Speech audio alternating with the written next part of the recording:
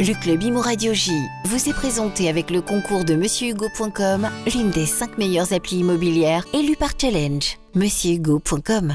Radio J. Le Club Imo Radio J, Marc Ezrati. Bonjour à toutes, bonjour à tous et bienvenue dans le Club Imo sur Radio J. Aujourd'hui, on va parler d'un marché aussi symbolique qu'exposé, l'immobilier de luxe.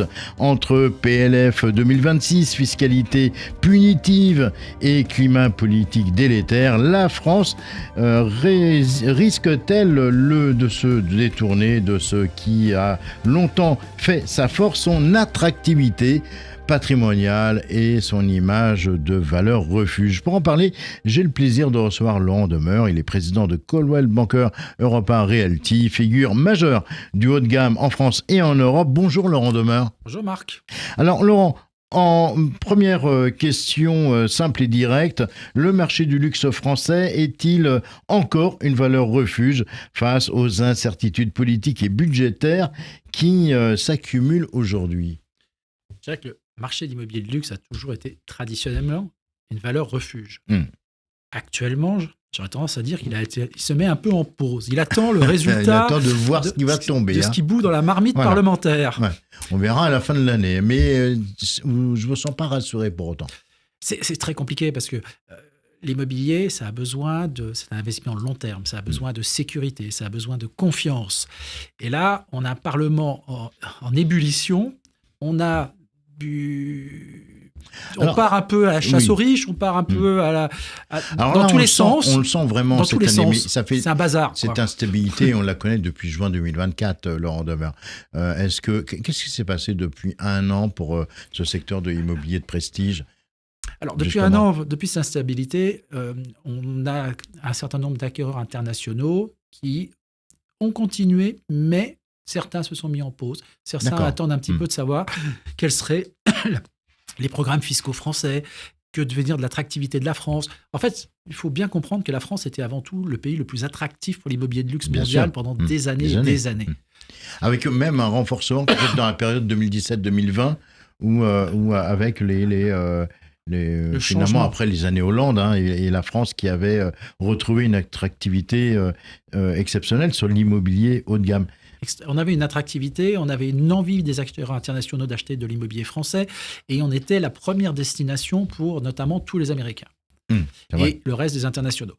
Et l'immobilier français, quand on regardait les recherches sur Internet, on voyait que la France la France seule dépassait en cumul l'Italie, l'Espagne et le Portugal en nombre de recherches. Je dirais que malheureusement, depuis la dissolution de 2024, depuis, je dirais, cette incertitude économique et politique, les recherches des anglo-saxons aujourd'hui font le double en Italie qu'en France. Et la France est au même niveau que l'Espagne maintenant sur les recherches Internet. Et donc, c'est une perte d'attractivité. Et cette perte d'attractivité est un vrai problème. Ce n'est pas le problème de l'immobilier de luxe en lui-même. Ce n'est pas le problème de la fiscalité du logement. C'est l'image qui se dégrade. C'est l'image qu'on envoie à l'international dans les médias. Et tout ça est très observé. Bien sûr. Est-ce que vous avez senti quelque chose de pire finalement depuis septembre 2025 ? Écoutez, on a une cacophonie. Avec cette cacophonie gouvernementale, ces deux gouvernements en moins de 48 heures. Moins de 48 heures. Et puis tous ces projets qui tombent du jour au lendemain. Tiens, on va taxer les très riches, la taxe Zuckman. Boum. Finalement, on fait une taxe light. Mais la taxe light, au lieu de taxer à 2, on taxera à 3 et on taxera pas ceux à 100 millions, mais à 10 millions. Et c'est ça qu'on appelle du light. Donc je taxe plus finalement. Puis derrière, c'est voté là il y a quelques jours. L'exit tax. On repart à 15 ans. Tiens, d'ailleurs, le mur fiscal de Berlin. La taxe sur l'argent dormant, le fameux impôt sur la fortune improductive. Qu'est-ce que vous en pensez de ça ? Le mot me choque, improductif. D'abord, de quel droit on peut décider la manière dont les gens dépensent leur argent ? Quand vous achetez des bijoux Place Vendôme, la Place Vendôme, ça fait rêver le monde entier. Bien sûr. C'est une excellence française, la bijouterie et la joaillerie française. Quand vous achetez des bijoux, vous contribuez à ce rayonnement, vous contribuez à créer des emplois, vous avez des artisans, vous avez plein de choses. Et on va considérer que c'est mal d'avoir acheté des bijoux finalement. Mais cela dit, ça ne concerne pas que les riches, là, pas pour que le coup. Parce que évidemment. Cette IFI, c'est aussi tout simplement les assurances-vie. Les assurances-vie, on s'attaque en grande partie aux classes moyennes locatives. Oui, en fait... C'est-à-dire que ça ne concerne pas que les Les riches ou les super riches. En fait, ce que j'aime pas dans ce mot improductif, c'est que quelque part, on essaie de se donner une bonne conscience pour justifier un impôt sur la fortune. Soit on l'assume, et on fait comme d'autres pays. Il y a d'autres pays encore qui l'ont. La Suisse a un impôt sur la fortune qui l'assume complètement, à des taux bien moindres, où là, toute la fortune est prise, que ce soit les biens professionnels, les biens personnels, tout est pris. Mais à des taux où on ne parle pas en pourcent, mais en pour mille. D'accord. Voilà, mais c'est complètement assumé. Là, nous, on cherche à essayer de se dire qu'il y a le productif, l'improductif, et ça, et on essaie à l'arrivée de faire une cacophonie et plus personne s'y retrouve. Et donc, du coup, cette image-là, vous l'avez vu, vous avez observé un repli des acheteurs étrangers internationaux. Ils attendent. Notamment américains ou britanniques, moyen-orientaux. Ils sont dans l'expectative. Ils attendent de savoir qu'est-ce qui va se passer. Est-ce qu'un montage avec une holding fonctionnera encore demain ? Est-ce que cette nouvel impôt sur la fortune improductive va rester ou ne va pas rester? Parce que finalement, quand on le regarde dans le détail, il va frapper qui? Essentiellement plutôt ceux qui étaient dans les premières tranches de l'IFI. Dans les premières tranches de l'IFI, absolument. À partir de 5 ou 10 millions, c'est un impôt qui va devenir beaucoup plus économique. Plus économique, oui. Imaginez que vous aviez une résidence à 1,8 million, une simple résidence principale à 1,8 million. Vous aviez l'abattement de 30%. Donc vous passiez sous la barre d'1,3 million. D'1,3 million, et donc vous n'étiez pas imposable. Aujourd'hui, vous avez 3 millions en immobilier, 200 000 euros de bijoux, de montres, de ce que vous voulez, et de produits d'assurance vie. Donc vous avez 3 millions. Vous avez un abattement de 30%. Vous faites votre abattement de 30%, il vous reste 2,1 millions. Vous avez le droit à l'imputation d'1 million en déduction, et donc vous repassez sous la barre des 1,3 million. Donc là, vous êtes à zéro. Donc finalement, c'est plutôt une bonne nouvelle pour certains, une moins bonne pour d'autres, mais à l'arrivée, est-ce que ça va rester? Est-ce que ça va redisparaître en décembre? On n'en sait rien. C'est ça le problème. Dans les bonnes nouvelles, la diminution de la durée pour l'exonération de l'impôt sur les plus-values, sur les résidences secondaires ou les places. Sur les secondaires, ce qui intéresse naturellement la clientèle internationale. Donc on passerait de 25 ans à 17 ans, ce qui est plutôt une très bonne nouvelle. Plutôt une bonne nouvelle. Mais la CSG, la RDS reste sur 30 ans. Reste sur 30 ans. Est-ce que cette mesure va perdurer ou pas? Après les différentes navettes, et est-ce qu'elle sera adoptée en finale? On n'en sait rien en fait. Et donc finalement, il y a une espèce de confusion dans sa part dans tous les sens. On ne sait pas si on cherche des économies ou si on cherche des déductions. Et on ne sait plus qu'est-ce qui va arriver de tout ça. Et nos investisseurs ont besoin de fiabilité. Alors justement, ces clients internationaux qui ont mis sur pause la France aujourd'hui, ils se tournent vers quel marché? L'Espagne, le Portugal, la Suisse, l'Italie? Alors, on a des très fortes demandes sur la Suisse actuellement, beaucoup de forces vives.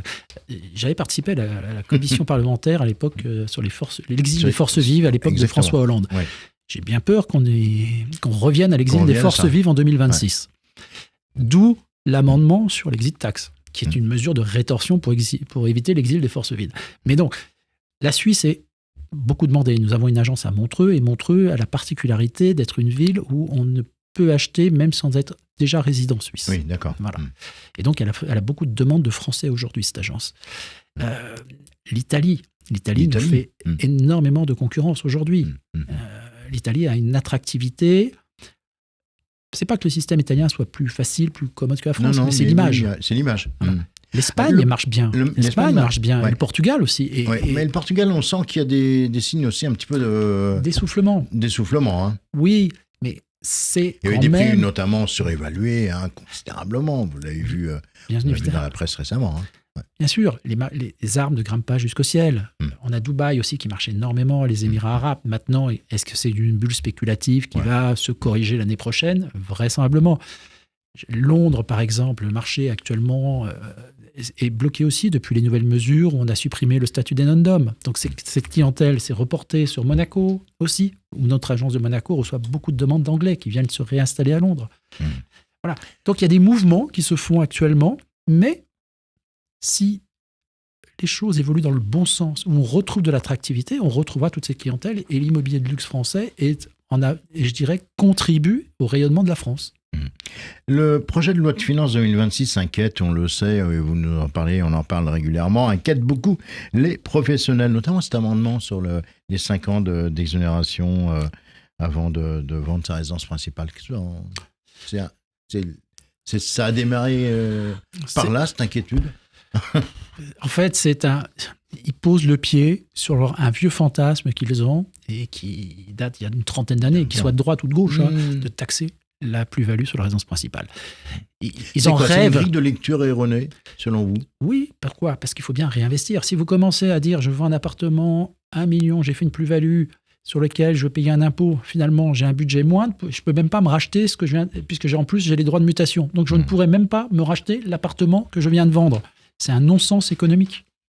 Justement, vous dites souvent que la fiscalité française, elle confond bien souvent investissement haut de gamme et spéculation. Est-ce que c'est pas ça le cœur du problème? Oui, on pense qu'un marché qui monte est un marché spéculatif. Non, je dirais, un marché monte parce qu'il y a une offre et une demande. Et il y a une offre qui est très insuffisante face à une demande qui est grandissante et qui est à la fois nationale, européenne et mondiale. Et donc le vrai problème, c'est que on ne construit pas assez, donc on ne répond pas à la demande, et donc forcément les prix, eux, vont vers le haut. Et la seule solution pour arriver à équilibrer ce marché serait une augmentation de la construction et donc de l'offre. Depuis 2024, est-ce que la France n'est pas en train de perdre son image de pays qui protège son patrimoine pour devenir plutôt une république de la fiscalité punitive? Écoutez, quand j'entends la présidente de l'Assemblée nationale dire qu'il faut... il faut piquer l'héritage de tous ceux c'est un truc qui vous tombe dessus et qu'il faut le piquer. Quand j'entends une députée à l'Assemblée nous dire « Oh, il y a encore de l'argent dans l'épargne des Français », ça fait peur. Ça fait peur d'entendre ça. Que les personnes qui ont réussi à mettre un peu d'argent de côté pour se sécuriser et vivre une retraite paisible, sachant que notre système de retraite ne leur permettra pas de vivre de la manière dont ils espèrent, et on se dit « Oh, tiens, si on pouvait en prendre un morceau pour nous aujourd'hui ». Pour combler un déficit. Pourquoi, selon vous, le débat politique se focalise autant sur les riches et leur patrimoine, et alors que l'immobilier, finalement, c'est comme l'or ou la bourse, ça constitue une richesse réelle et durable pour la France? Je crois que on est un peu, ça me rappelle, je ne vais pas dire ça me rappelle, j'étais pas là, mais on est un peu dans 1793-1794, la terreur. Oui, c'est un peu la terreur. Ouais, je souhaite que le Premier ministre ne subisse pas ce qu'a subi Robespierre à ce moment-là. Mais on est un peu dans la terreur, là. Il faut en faire plus.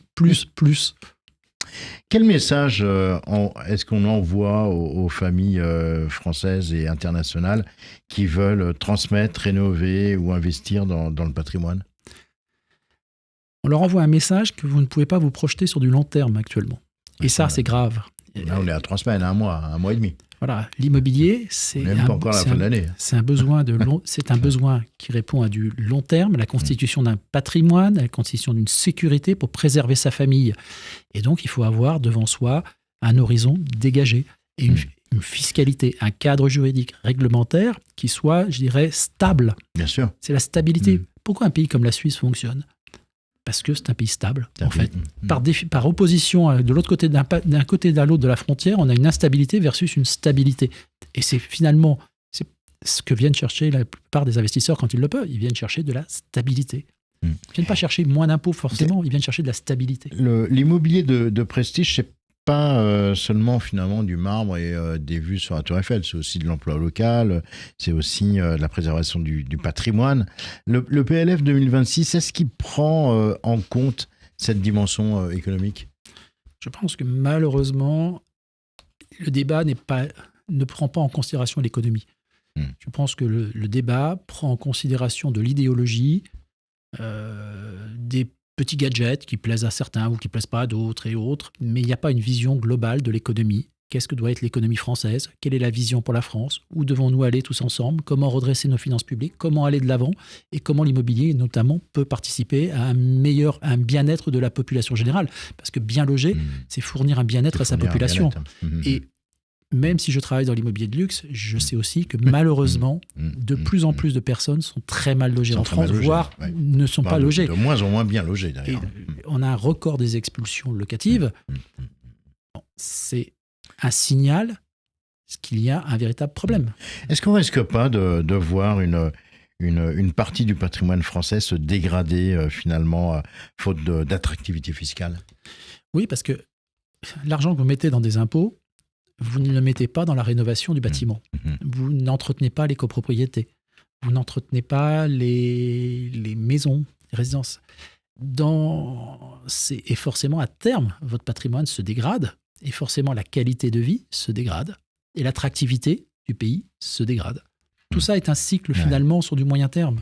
Du coup, est-ce qu'il ne faudrait pas imaginer une fiscalité différenciée pour protéger les biens historiques, encourager la transmission familiale, soutenir... Alors, j'ai vu, je crois qu'il y a passé un amendement où il y aurait des donations qui pourraient monter de manière très importante, 700 et quelques mille euros. 700 000 euros. Est-ce que ça va rester 255. Alors évidemment, on pourrait se dire, on se réjouit, mais est-ce que ça va durer? Est-ce que d'ici un mois, ça ne va pas être annulé? On n'en sait rien. Ah oui, c'est ça, oui. Tout le problème, il est là. Là, on est encore en première lecture. Hein. On n'est qu'en première lecture. Donc c'est un peu dans toute cette cacophonie, il y a des mauvaises et des bonnes nouvelles. Mais est-ce que les bonnes nouvelles vont perdurer? Est-ce que les mauvaises nouvelles ne vont pas, elles, prendre le pas sur les bonnes nouvelles? Mais il faut permettre, je pense, à transmettre le patrimoine. Il faut aider les familles. Il faut garder ce lien familial qui est important. L'immobilier de prestige, ce qui doit devenir, selon vous, l'or de la République, un peu, vous savez, ce secteur sanctuarisé, respecté, protégé. Vous savez, c'est que oui, je suis d'accord avec vous, parce que quand on est très endetté, finalement, la valeur de notre patrimoine immobilier, c'est la garantie vis-à-vis des emprunteurs que la France pourra les rembourser. Si vous aviez une seule réforme prioritaire à proposer pour défendre l'immobilier de luxe français, ce serait laquelle? Priorité. Qu'on ne dépende plus du ministère du Logement.